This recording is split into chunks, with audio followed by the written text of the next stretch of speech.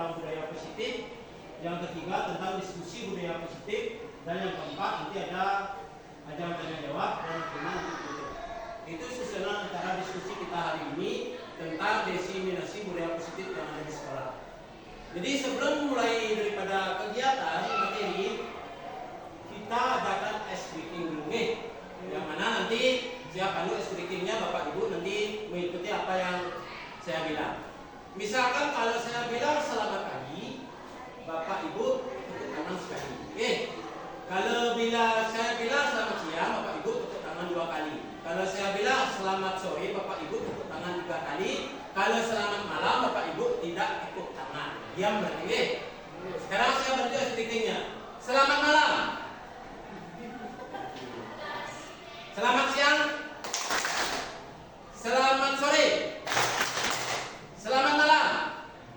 Oke, berarti fokus dalam pembelajaran kita hari ini. Kalau udah itu kita sekarang lanjut ke materinya, yaitu tentang budaya daripada positif yang ada di sekolah kita.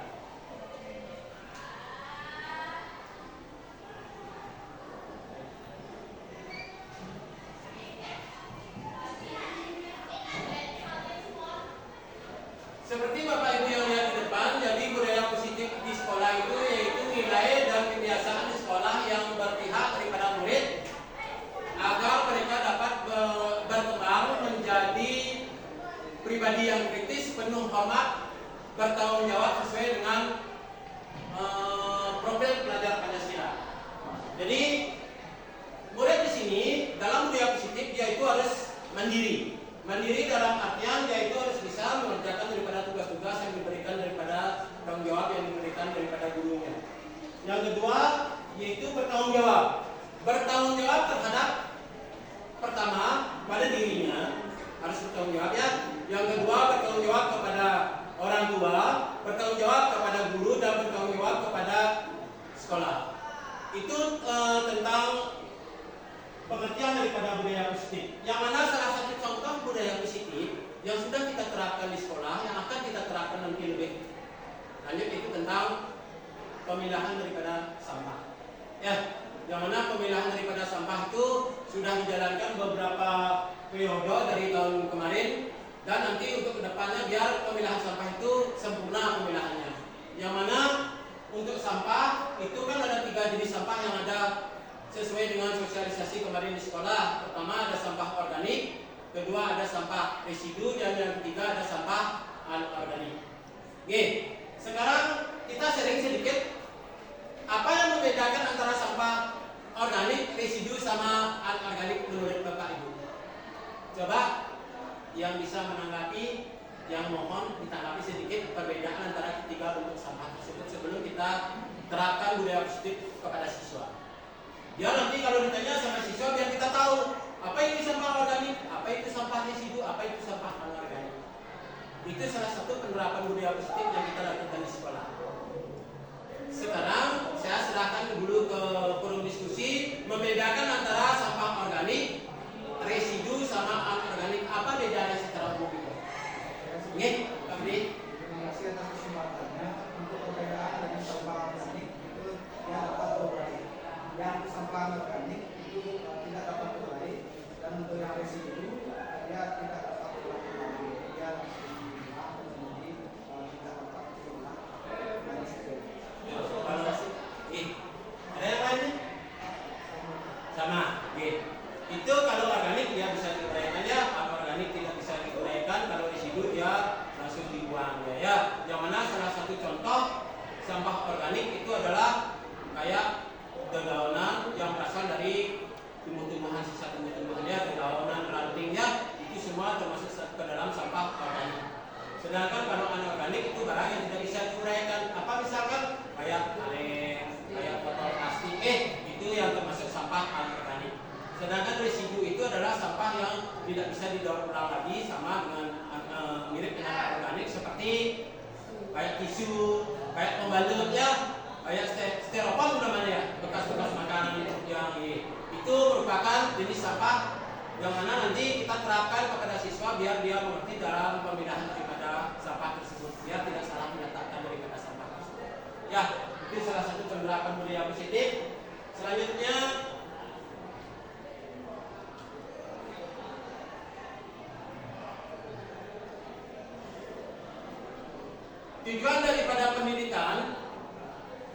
daripada Bapak Pendidikan kita, yaitu Kiai Jarniwantara, Ibu Bapak bisa lihat di depan, yaitu menuntut daripada segala kodrat yang pada anak-anak agar mereka dapat mencapai daripada keselamatan dan kebahagiaan yang setinggi-tingginya baik sebagai manusia maupun sebagai anggota masyarakat. Oleh sebab itu, pendidikan hanya dapat memenuhi daripada tubuh dan hidupnya kekuatan daripada kodrat yang ada pada anak itu sendiri. Yang mana sebenarnya kodrat daripada anak itu ada dua ya. Yang pertama ada kodrat alam namanya, yang kedua ada kodrat zaman. Itu yang dimiliki oleh anak itu sendiri. Kalau dia kodrat alam, itu memang dia dibawa dari sejak lahir oleh anak itu sendiri. Makanya sifat daripada anak itu berbeda-beda, baik itu sifat dari cara berpikirnya, dari tingkah lakunya, karena itu adalah dia bawa dari dia sejak lahir. Itu kodrat anak yang pertama. Sedangkan kodrat zaman itu berdasarkan daripada perubahan zaman yang terjadi, kayak adanya kemajuan teknologi. Artinya anak itu harus bisa dia mengikuti daripada perkembangan teknologi dalam proses baik pembelajaran di sekolah maupun di dalam lingkungan masyarakat. Jadi itu ada dua kodrat untuk anaknya. Ada anak yang memiliki kodrat alam, ada juga anak yang memiliki kodrat zaman. Itu berdasarkan kodrat daripada anak itu sendiri. Oke. Selanjutnya tentang konsep utama daripada budaya positif, sebenarnya itu ada 8. Pertama itu perubahan daripada paradigma baru, yang kedua itu tentang disiplin daripada positif, yang ketiga itu tentang kebutuhan dasar manusia, yaitu motivasi perilaku daripada manusia, nilai-nilai kebajikan, posisi kontrol daripada guru, keyakinan kelas serta segitiga institusi. Yang mana untuk sisi saya nanti akan menjelaskan 3, yaitu yang pertama tentang perubahan paradigma belajar, disiplin positif serta keyakinan kelas. Sedangkan lagi 3-nya nanti disampaikan oleh teman kita, yaitu Pak Gede Widianto.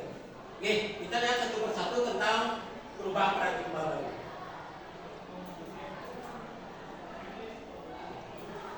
Perubahan paradigma baru.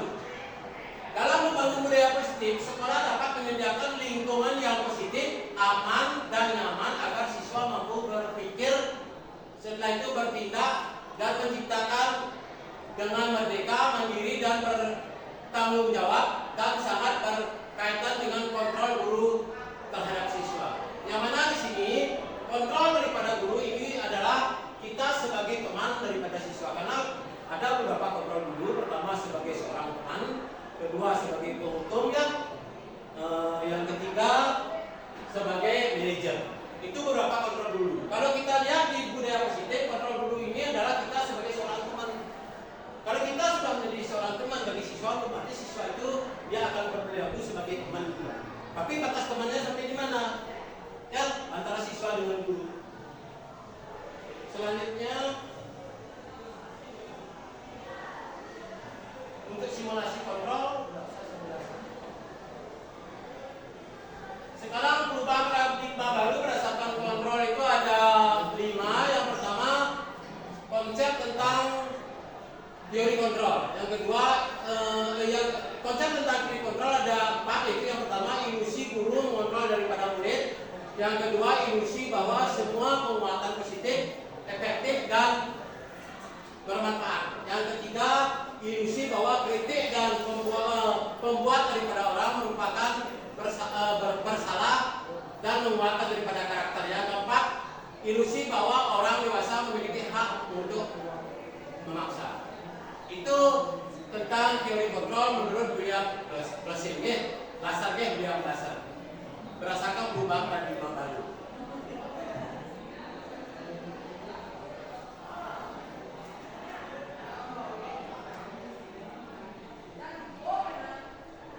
Untuk perubahan paradigma barunya ada yang tanyakan dulu sebelum saya lanjut, atau sebelum nanti dilanjutkan sama teman saya lagi satu, Pak Gede Widianto.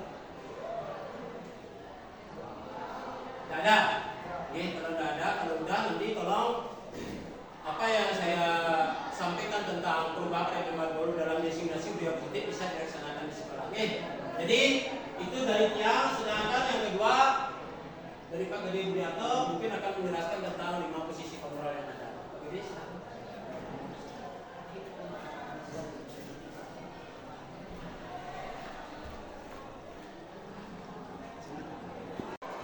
Oke, yang mulai sesi yang kedua yaitu tentang disiplin daripada positif, tentang materi diseminasi daripada budaya positif yang ada di sekolah. Seperti yang yang saya tampilkan di depan, apa sebenarnya itu disiplin positif? Disiplin positif itu adalah cara untuk menerapkan sikap disiplin yang bertujuan untuk menumbuhkan kesadaran serta memberdayakan anak mandiri melakukan sesuatu tanpa iming-iming berupa hukuman, sogokan, ancaman maupun hadiah. Jadi anak itu kita tidak boleh memberikan suatu rasa iming-iming. Kalau kamu mau melakukan kegiatan yang positif, kamu akan mendapatkan nilai yang besar, juga boleh sebenarnya. Ya, kita itu tidak boleh menyogok daripada anak dan tidak boleh juga menghukum daripada anak walaupun dia melanggar daripada suatu ketentuan tata tertib. Karena penghukum itu adalah prosesnya merupakan proses yang melanggar daripada hak daripada asasi individu itu sendiri. Makanya istilah penghukum sekarang itu tidak diperbolehkan terlalu keras dilakukan di sekolah. Oke, selanjutnya disiplin sangat penting untuk diajarkan dan dibiasakan pada anak sejak dini setiap hari. Salah satu contoh, setiap dia pagi hari datang kita mengadakan yang namanya salam 3S di depan kan, di depan daripada gerbang sekolah. Di sana sudah kelihatan anak itu sudah disiplin, salam, sapa, dan senyum. Selain itu, anak itu berkumpul di halaman sekolah melakukan persembahyangan bersama. Itu merupakan salah satu sikap disiplin positif juga. Setelah itu kita melaksanakan kegiatan setiap hari Selasa, yaitu makan bersama. Itu juga merupakan salah satu konsep penerapan disiplin juga. Setelah itu di dalam kelas anak itu melakukan sambutan pangan dari umat kepada guru sebelum mulai pembelajaran dan berdoa bersama sebelum pembelajaran itu dimulai. Itu merupakan salah satu sikap disiplin dan berada di karakter profil belajar Pancasila, itu bertakwa dan beriman kepada Tuhan Yang Maha Esa. Salah satu profil belajar Pancasila cuma masuk di sana. Itu yang maksudnya. Selanjutnya, pendekatan daripada disiplin positif ini bertujuan untuk menciptakan lingkungan yang mendukung perkembangan positif anak, sehingga si anak dapat belajar dari kesalahan mereka dan tumbuh menjadi orang dewasa yang bertanggung jawab dan berempati. Disiplin positif juga mengajarkan anak tanggung jawab tentang tata tertib serta rasa hormat dalam berinteraksi dengan lingkungannya, baik itu lingkungan di sekolah maupun lingkungan di dalam masyarakat. Oke. Selanjutnya, sebagai contoh yang paling sederhana, disiplin positif akan membuat anak mengerti sendiri bahwa dengan rajin bangun pagi, salah satu contoh itu, ia akan merasa lebih semangat untuk bermain dan belajar. Setelah itu, bukan karena ingin mendapatkan pujian atau malah merasa takut dihukum oleh seseorang jika tidak melakukannya. Salah satu contoh juga dalam kegiatan di sekolah, kalau anak itu misalkan mengadakan yang namanya ulangan, kalau nilainya tinggi, dia mendapatkan pujian. Kalau dia nilainya rendah, dia tetap mendapatkan pujian, tapi bukan mendapatkan hukuman. Itu maksudnya. Artinya kita tidak boleh membedakan antara anak yang satu dengan anak yang lainnya, karena karakter daripada kodrat daripada anak itu berbeda. Saya sudah bilang tadi kodrat anak ada dua, ada yang namanya kodrat alam, itu dibawa memang dari sejak lahir, dan ada yang namanya kodrat zaman, itu berdasarkan kemajuan daripada teknologi yang ada. Oke, jadi Bapak Ibu harus nanti jangan membedakan antara anak si A dengan anak si B. Makanya nanti akan ada konsep pembelajaran pada kurikulum merdeka namanya pembelajaran berdiferensiasi. Kita mengajar siswa itu berdasarkan kebutuhan daripada siswa itu sendiri. Misalkan siapa yang senang bernyanyi, kita kelompokkan. Siapa yang senang menonton video, kita kelompokkan. Siapa yang senang di lapangan nanti belajar, kita kelompokkan. Berdasarkan pengelompokan itu, otomatis proses pembelajaran yang kita lakukan akan terlihat akurat. Artinya kita tidak bisa membedakan antara yang pintar, yang bodoh, yang pintar luar biasa, tidak bisa kita bedakan karena kodrat anak itu berbeda-beda. Selanjutnya, sekarang saya rangkum manfaat daripada disiplin positif untuk tumbuh kembang daripada anak. Yang pertama, yaitu membentuk daripada komunikasi yang sehat antar orang tua dan anak terkait harapan, aturan, dan batasan.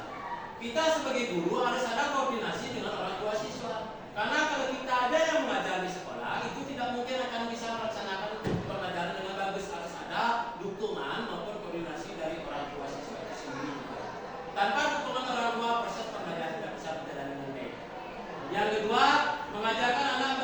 panggilan sepanjang hayat.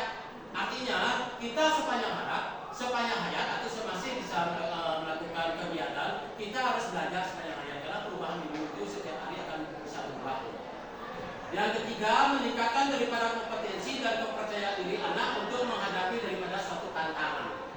Misalkan tantangan dalam bidang akademik, ada olimpiade, ada kompetensi anak di sekolah A misalkan pintar, di sekolah B pintar. Kita harus bisa menghadapi tantangan tersebut dalam hal akademik. Demikian juga dalam akademik, ada lomba-lomba, baik itu lomba-lomba persenija dan lain sebagainya. Kita harus bisa menghadapi tantangan yang dimiliki oleh sekolah-sekolah lain.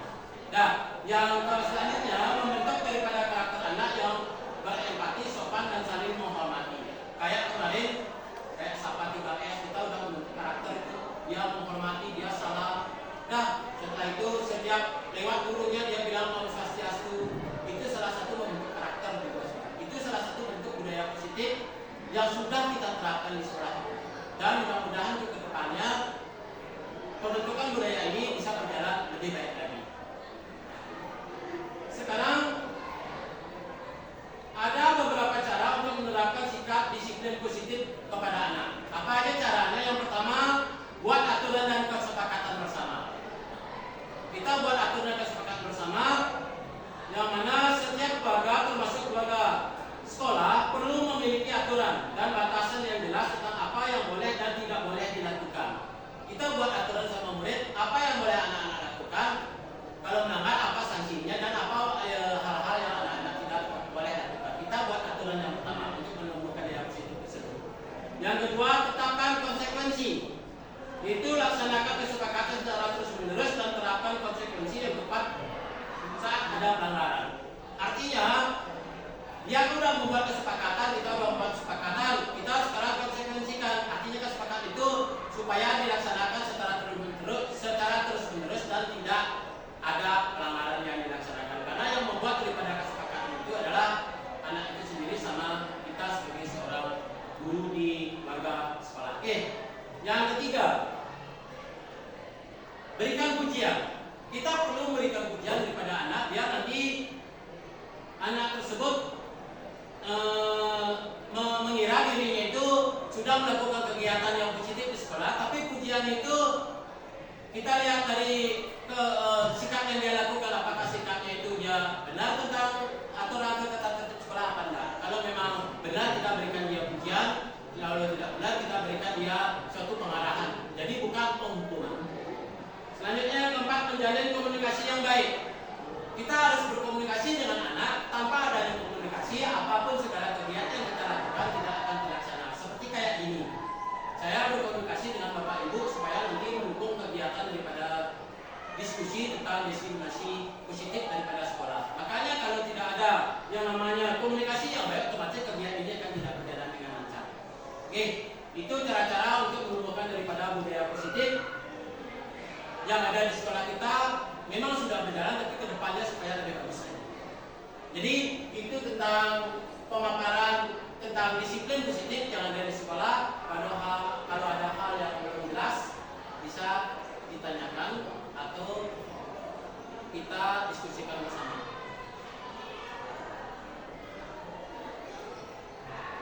Ada? Pun ada Pak? Pun, Gede Sampun. Terima kasih. Yang terakhir sekarang sebelum ke teman yang Gede Budianto untuk menyajikan materi selanjutnya, lagi 1 jam menyajikan tentang keyakinan daripada kelas. Mungkin kita ada lagi ya, desa, Gadet, Pak Hijau mungkin sudah membuat yang namanya kesepakatan daripada kelas di dalam ruangan kelas. Yang mana untuk keyakinan kelas ini merupakan nilai-nilai universal yang disepakati tanpa ada paksaan dari kelas itu sendiri untuk melakukan nilai-nilai kebajikan yang dilaksanakan oleh seluruh warga sekolah. Yang ingin saya tanyakan, sama ada keyakinan kelas dengan peraturan kelas? Sama nggak? Keyakinan sama peraturan sama nggak? Tidak. Apa bedanya? Coba satu orang salah nggak apa-apa. Saya juga masih belajar, terima kasih atas kesempatannya. Yang saya tahu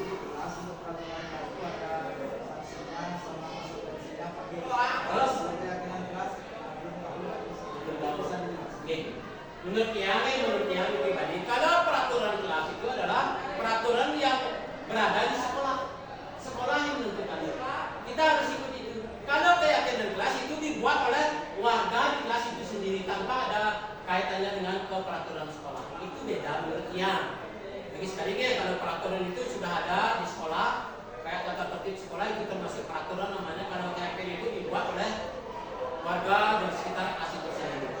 Nah, sekarang bagaimana cara-cara membuat daripada suatu keyakinan kelas itu ada beberapa cara ya.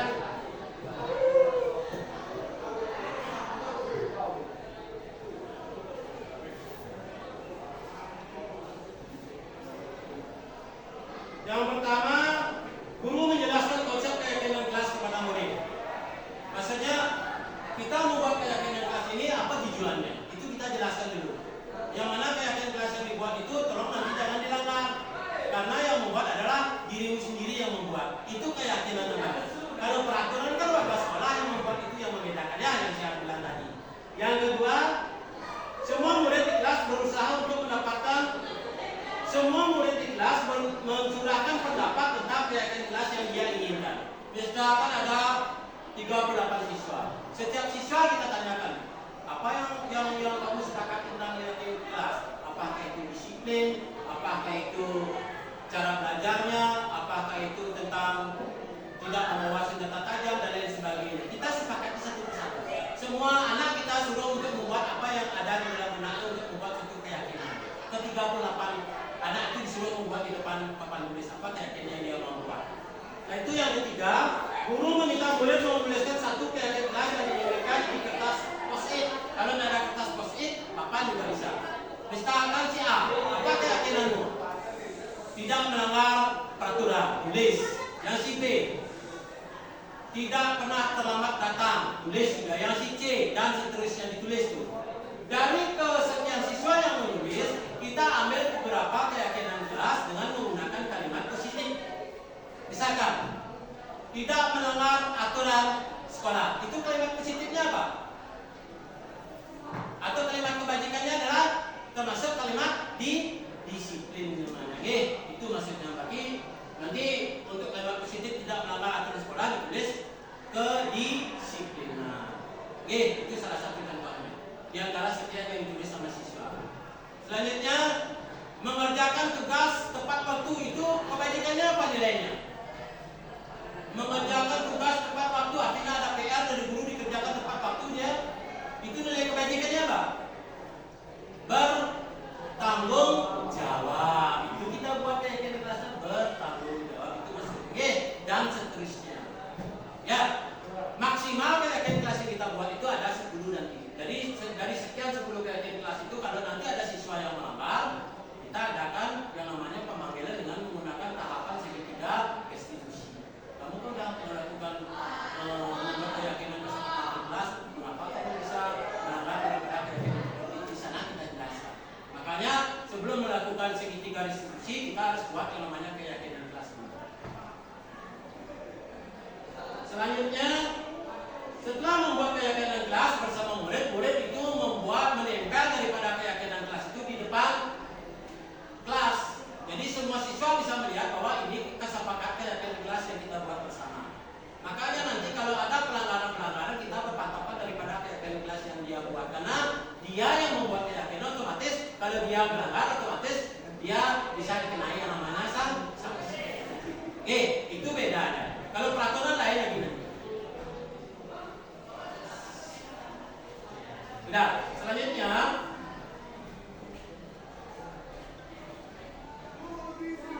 apa tugas guru dan murid di dalam suatu keyakinan kelas? Kalau guru apa tugasnya? Yaitu dia mendidik, mengajar, melatih. Sedangkan kalau murid tugasnya adalah untuk belajar dan meniti ilmu yang setinggi-tingginya. Itu tugas guru dan murid di dalam proses keyakinan. Makanya diisi di dalam keyakinan kelas. Tugas guru dan murid, kalau guru tugasnya adalah belajar dan mengajar, mendidik, sedangkan kalau murid tugasnya adalah melaksanakan proses pembelajaran dengan baik. Itu harus diisi di bawah keyakinan kelas.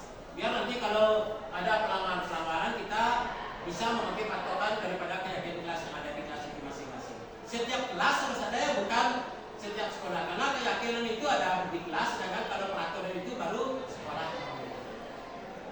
Saya tahu ini. Ada yang ditanyakan? Untuk kedepannya kita sepakati untuk membuat yang namanya keyakinan daripada satu kelas di masing-masing kelas supaya program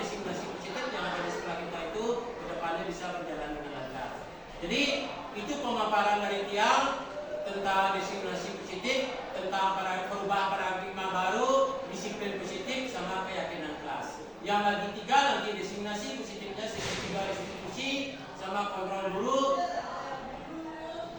Itu mungkin disampaikan nanti sama teman saya lagi satu itu Pak Jadi Widarto. Oke, itu dari tiang. Tadi tiang awal dengan Om Swastiastu, oke. Sekarang yang akhir dengan pengawasan. Oh, sampai. Terima kasih.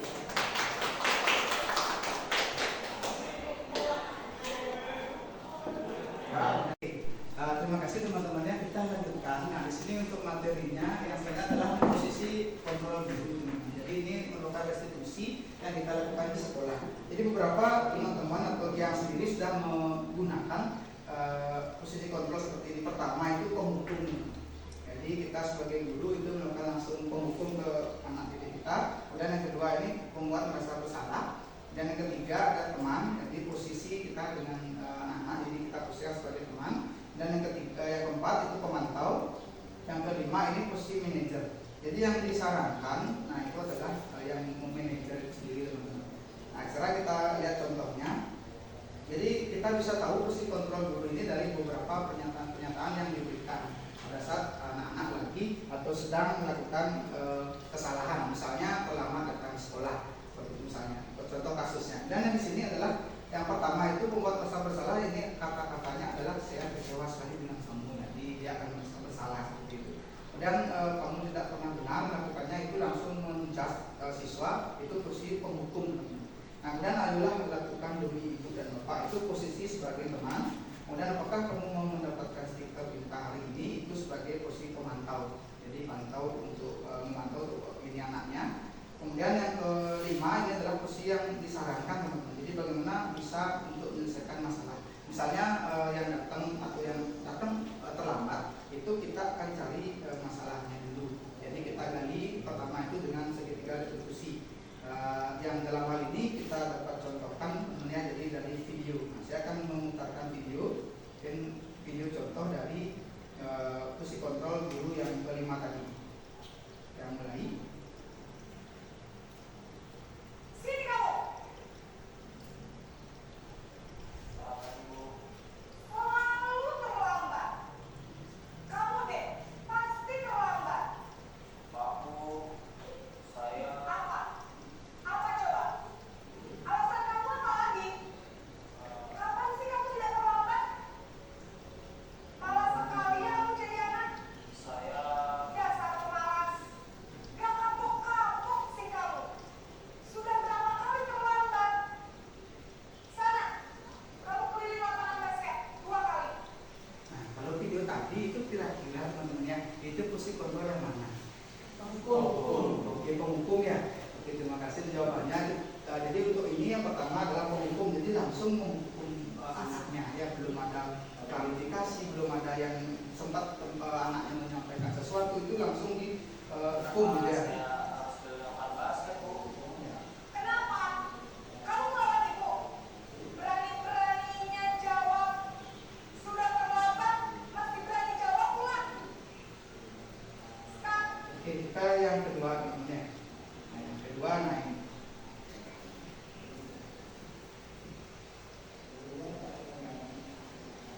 Bu, Naren.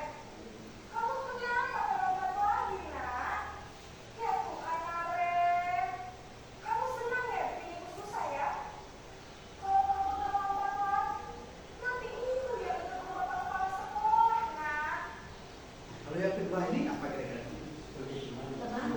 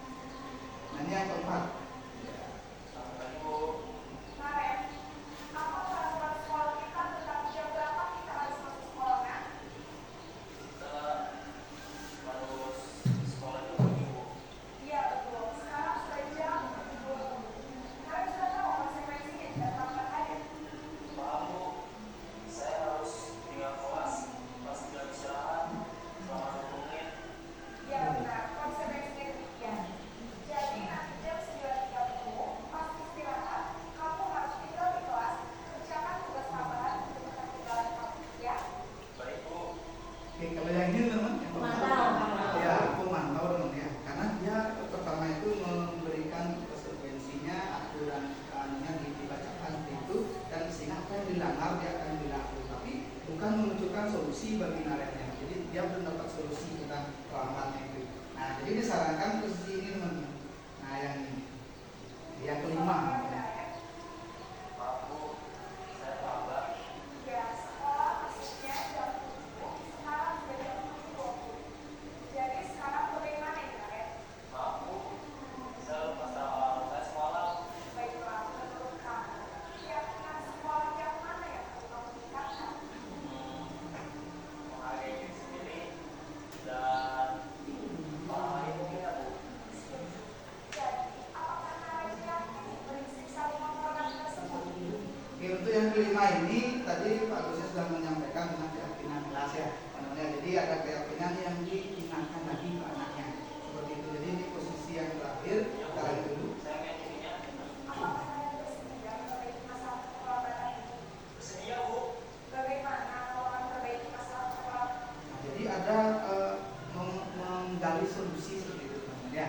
Jadi gali solusinya, masalahnya itu sudah dikonfirmasi ke anaknya bahwa alarmnya telah di-setel seperti itu. Jadi sehingga nanti ada proses untuk menggali solusinya.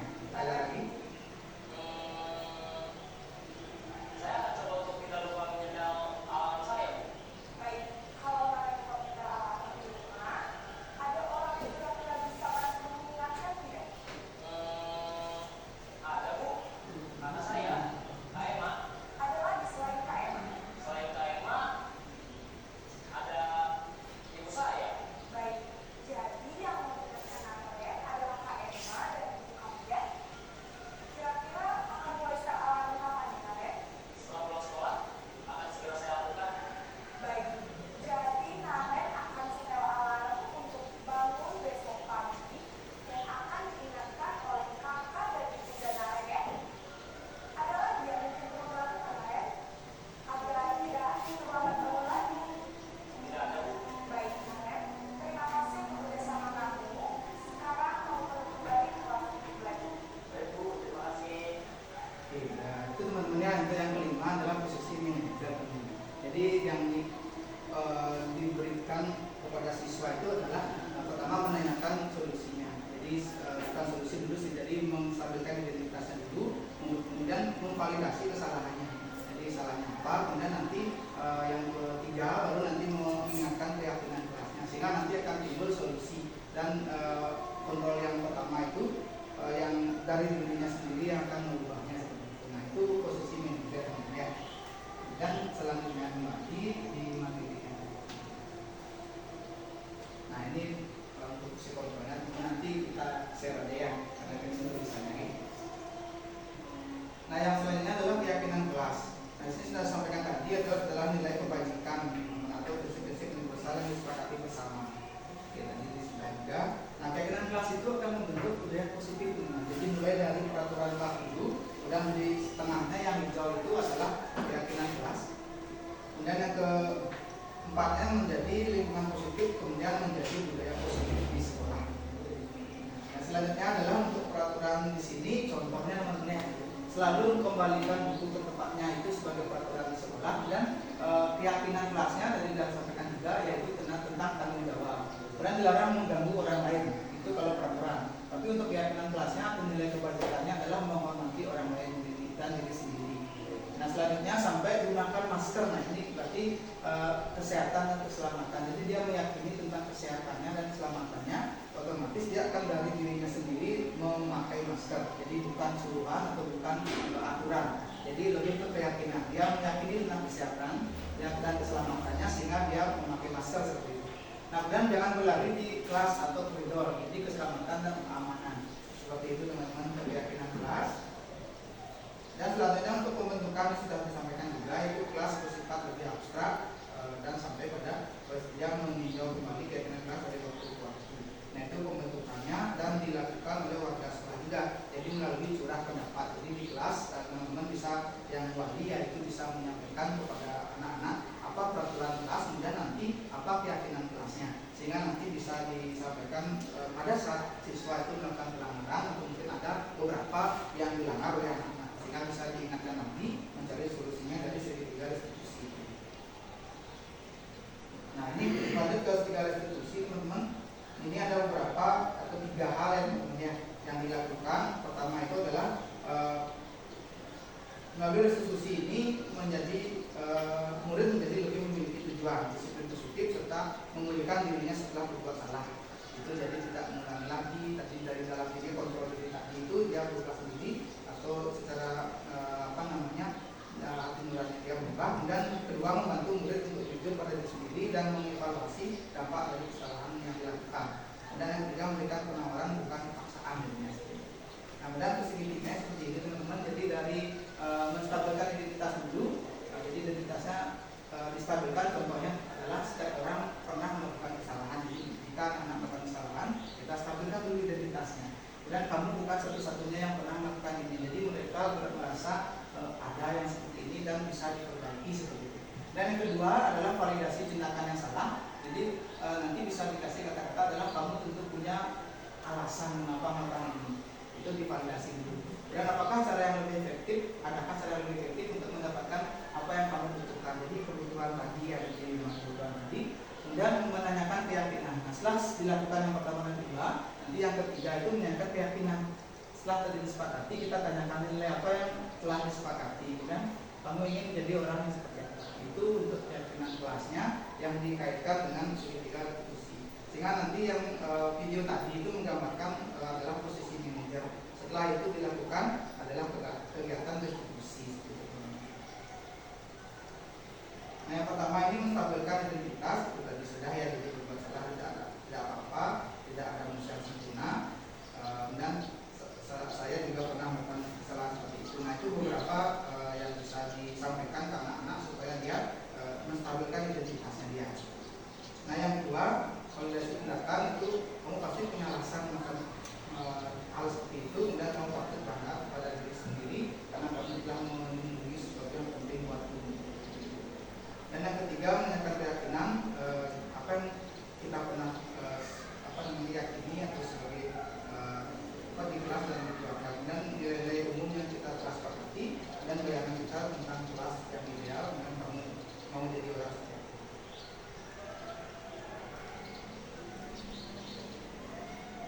Oke, mungkin itu yang dapat saya sampaikan terkait dengan materi segitiga restitusi, kemudian yang keyakinan kelas dan posisi kontrol dulu. Mungkin dari yang sudah saya sampaikan ada yang ingin ditanyakan dulu, teman-teman. Dan terakhir tadi adalah implementasi namanya. Jadi seperti runtutan diskusinya, kita ada implementasi budaya positif di sekolah. Jadi beberapa implementasi sudah kita lakukan ada yang ini mungkin agak gelap di dalamnya. Jadi memberikan kesempatan kepada siswa dan melakukan pembiasaan dan kegiatan ekstra untuk menambah dan siswanya sendiri. Jadi di sana bisa menunjukkan budaya positif di sekolah. Gitu. Nah, mungkin itu yang saya sampaikan terkait dengan sesi tanya jawabnya. Mungkin ada yang teman-teman yang ingin bertanya terkait dengan materi kami. Ini saya sampaikan dulu.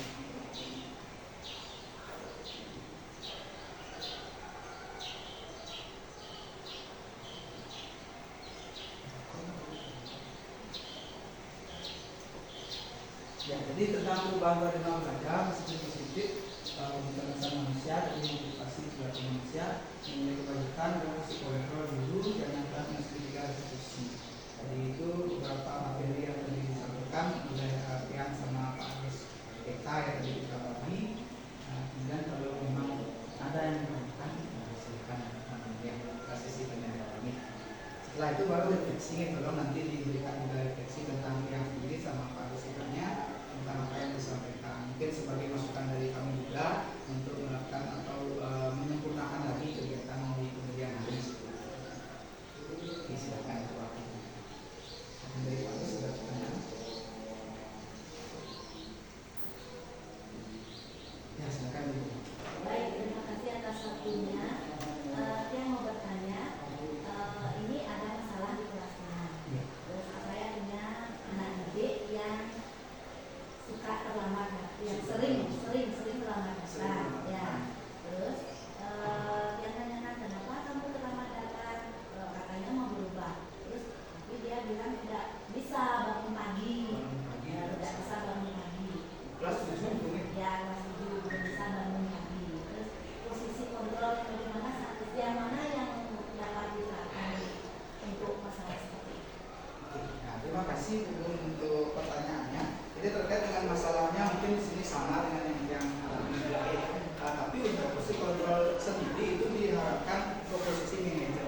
untuk siklusnya adalah pertama hukum dengan untuk kursi manajer itu sendiri itu tindakannya adalah segitiga restitusi.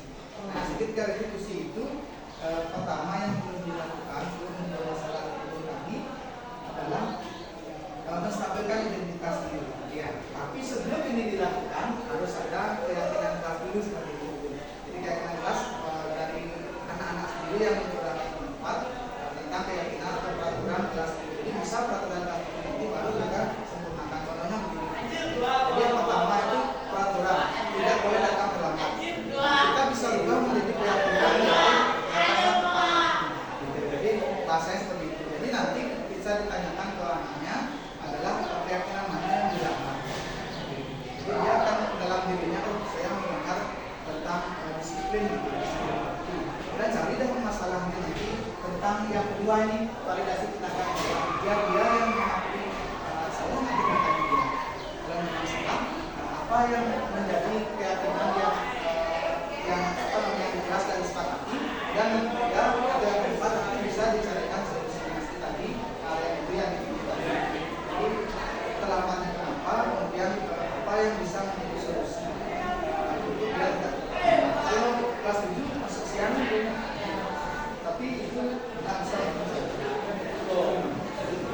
Tidak biasa bangun pagi. Tidak ada kegiatan. oh tidak ada kegiatan itu bisa digali di dunia dan posisinya bisa disarankan sih kita lebih kalau memang yang di penghukum itu mungkin ada efeknya di anak-anak jadi anak-anak menjadi pengalaman kalau penghukum dan ada trauma tersendiri kayak gitu. Kalau posisi imam kemudian posisi pengamat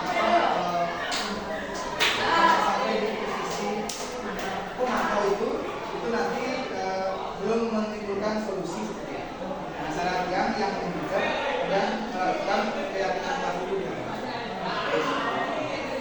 Oke, terima kasih. Ada lagi mungkin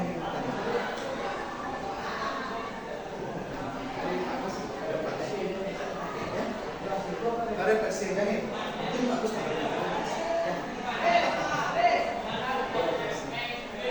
yang berjuang.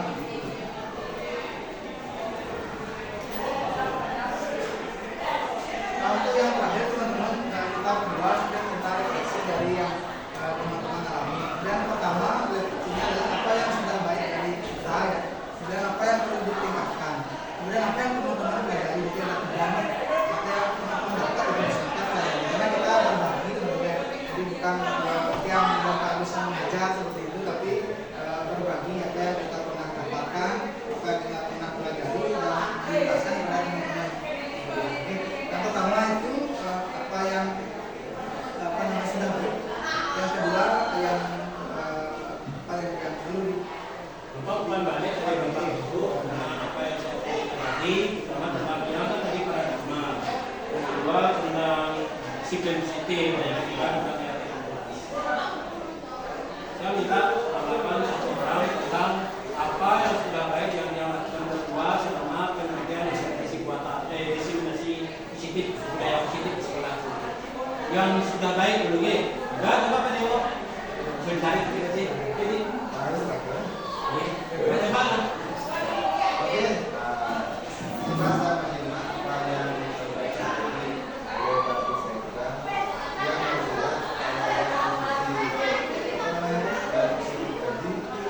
keyakinan kasih dengan apa yang didapatkan oleh partisipasi akhirnya pikiran dia jadi terbuka untuk menerapkan ini di masing-masing kelas yang kita mau itu yang bisa kita sampaikan tentang itu memberi artinya menambah wawasan yang lebih dari diri sendiri di dalam kita melakukan masyarakat pembelajaran kita. Itu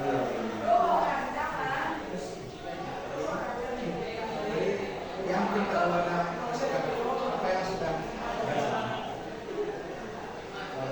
baik kalau dari kontrol ketika yang atau ada yang lainnya pertanyaan lainnya mengomentari Pak Adi ini? jadi seperti Pak Adi itu Dan ada ini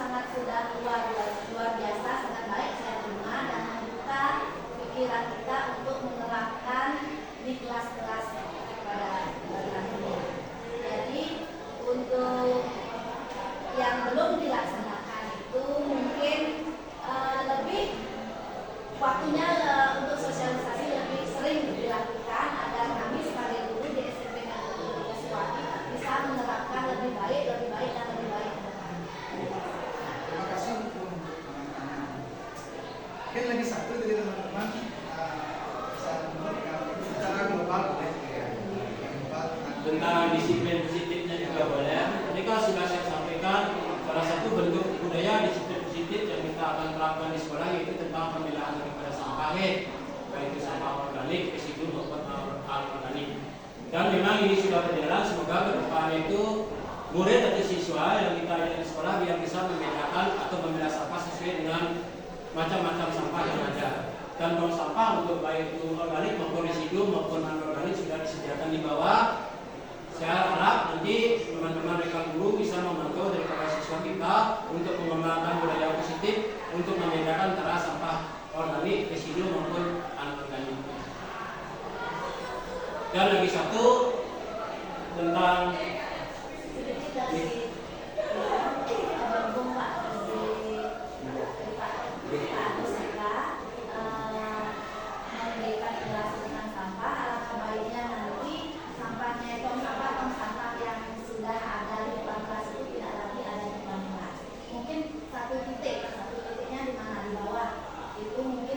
lebih baik, lebih estetik kelihatan, lebih indah dan lebih nyaman kalau tidak ada tong sampah di depan kelas dan tidak menimbulkan bau yang menyengat saat siswa belajar.